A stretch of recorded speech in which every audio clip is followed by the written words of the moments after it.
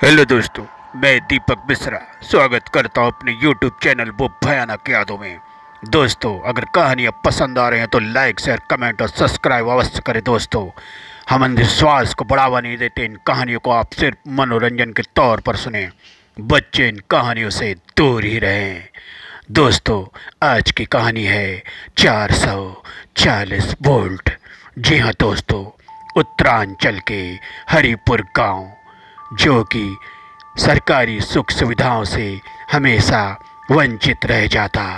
जी हाँ दोस्तों, सरकार तो इस गांव के लिए मदद करती, लेकिन यहाँ कुछ माफिया लोग जो कि गलत काम करते थे, अवैध तस्करी करते थे, सरकारी सुविधाएं गांव वाले से छीन लेते थे। गांव वालों की मदद के लिए यहाँ सरकार ने कई बार बिजली के खंभे और बिजली की लाइनें बिछाईं, लेकिन इन माफियाओं ने उनके बिजली के खंभे, ट्रांसफार्मर और यहाँ तक बिजली के तारों की भी चोरियाँ कर लीं। रात को बिजली के तार काट ले जाते, ट्रांसफार्मर उखाड़ ले जाते।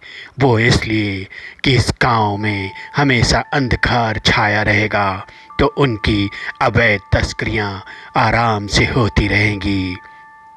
दोस्तों, एक दिन की बात है, शहर से जमींदार का बेटा पढ़ लिख कर इस गांव में आया और उसने अपने पिताजी से पूछा, पिताजी, अरे ये क्या, इस बार भी बिजली नहीं?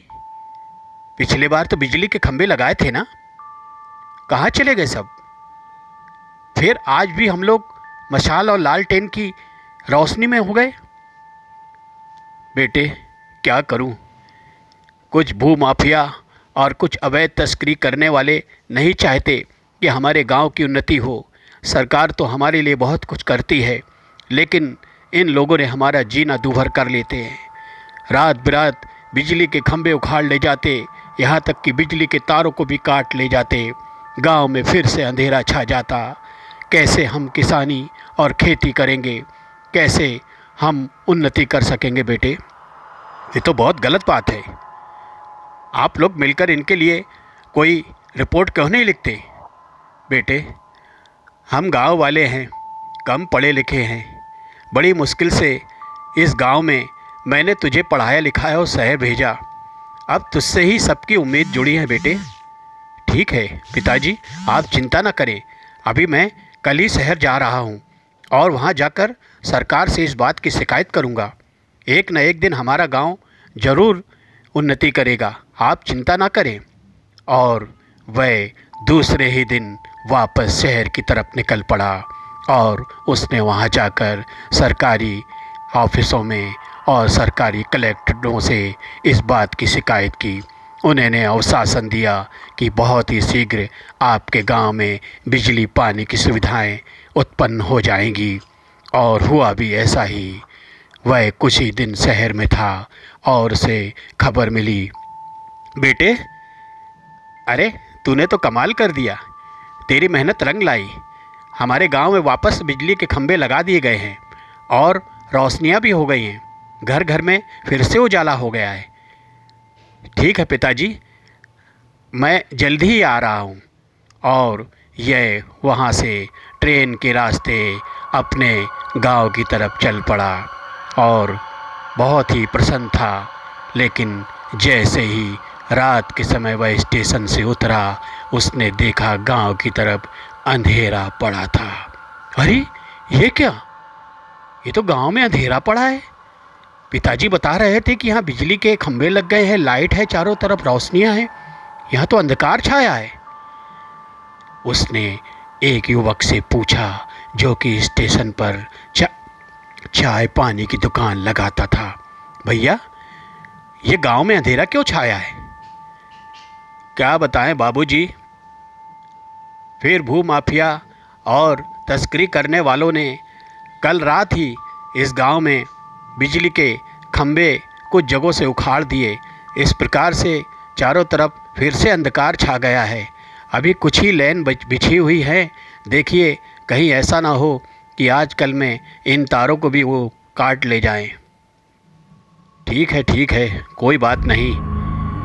मैं कुछ करूँगा इसके लिए, क्योंकि अब ये बहुत हो चुका।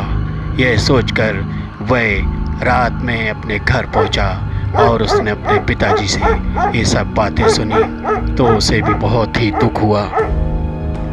उसने कहा कि लगता है अब कुछ बहुत ही मजबूत कार्रवाई करनी पड़ेगी। इस गांव में हम एक पुलिस स्टेशन बैठाएंगे जो कि हमेशा इस गांव की रक्षा करेगा। यह बातें करने के बाद वह सो गया। अचानक रात के समय उसे कुछ आवाज़ें सुनाई दी। ये कैसी आवाज़ें हैं? चलकर देखना चाहिए। और वह रात के समय उठा। उसने देखा कि कुछ लोग बिजली के खंभे के ऊपर चढ़े हुए हैं और तार काट रहे हैं। अरे ये लोग क्या है? ये बिजली के खंभों पे क्यों चढ़े?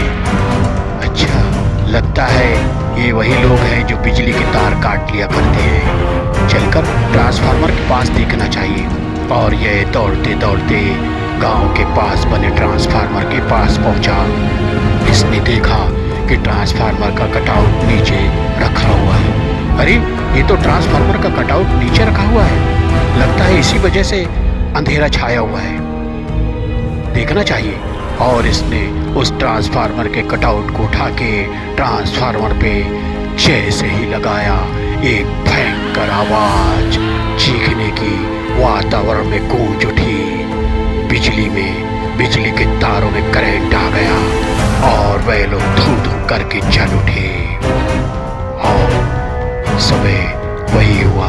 चारों तरफ भीड़ लग गई। लोगों ने देखा कि जली हुई लाशें नीचे पड़ी हुई हैं। वैसे तो यह उसे अच्छा नहीं लगा, लेकिन उसने कहा जो हुआ अच्छा ही हुआ। इनके कामों की इन्हें यही सजा मिलनी चाहिए थी।